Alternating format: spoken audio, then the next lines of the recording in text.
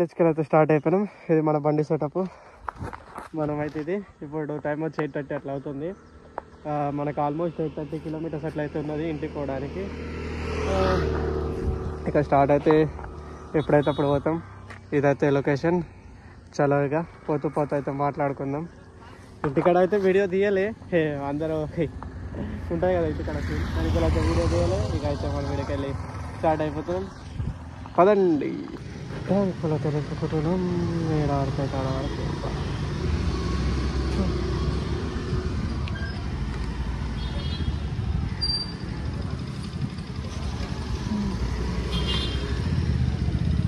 ఇంకా పడుతుంది.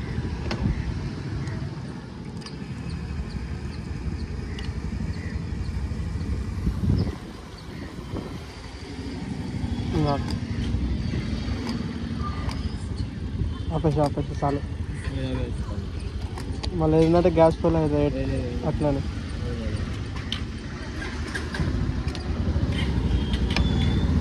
$750.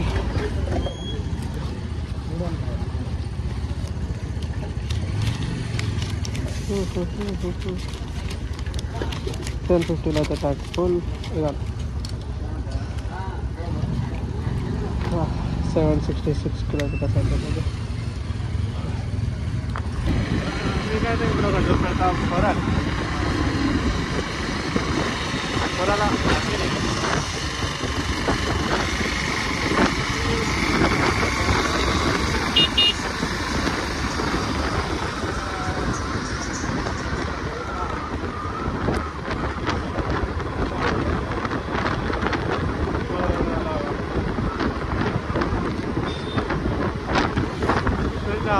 ఎందుకు చదువుతున్నారు.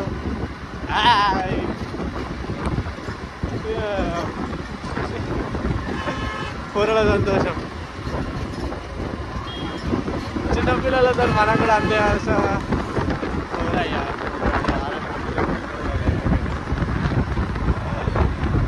సో చిన్నపిల్లలు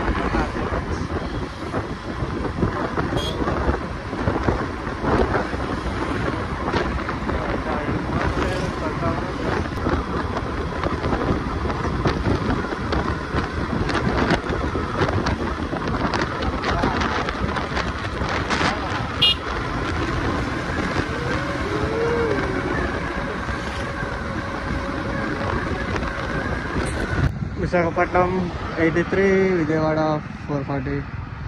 433. మనమైతే డెస్టినేషన్కి ఇంకా 700 కిలోమీటర్స్ ఉంది. రాత్రి 12 చూపెడుతుంది. కానీ మనం అంత టైంలో రాత్రి మొత్తం ఏం కొట్టము, ఎందుకంటే మన బండి 110X చిన్న సీసీ 98cc బండి. దానివల్ల అయితే అంత దూరం కొట్టాం.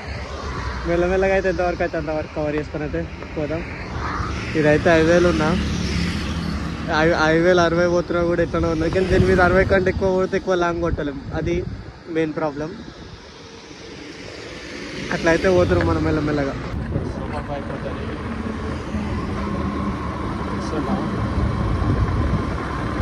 సూపర్ బైక్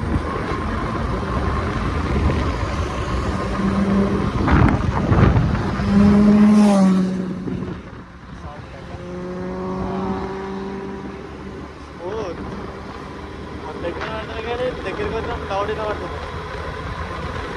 ఇక్కడ మస్తు సైడ్ ఆడదు అనుకున్నా. అంటే ఒకవేళ జాకెట్ లేకపోతే మీకు మా చేతి మీద కనబడుతుంది. ఇట్లా ఎందుకంటే జుబ్బాలు వేసినాయి సప్పుడికి. గ్రీనరీ ఎగ్దాం ఉన్నది. సీన్ సైడ్ ఆపిన బండి. సై గ్రీనరీ కనబడుతుందని ఆపిన బండి నడిపినట్టు అయితే ఆడలేదు. ఇట్లా కింద చూసుకుంటూ అయితే పోతున్నాడు. కానీ ఏమన్నా కనబడుతుంది ఆ లొకేషన్ కిందకి. బండికి ఉన్నది మబ్బు. మళ్ళీ ఇక కొంచెం కనబడుతుంది. అది మంచు లెక్క. టైం వచ్చి 4:30 అట్లా అవుతుంది. మంచు కూడా పడుతుంది, ప్లస్ గ్రీనరీ లొకేషన్. సై ఇట్లా ఇంటికి అయితే వచ్చేసినాం. బండి సపోర్ట్ చేంజ్. ఇదైతే బండి సప్పుడు ఓపిక అయితే అయిపోయింది. టైం వచ్చి 3:20 అట్లా అవుతుంది. చేంజ్ అయిపోయింది మొత్తం, మాట్లాడడానికి లేదు. సో పొద్దుగాలిగా మాట్లాడుకుందాం.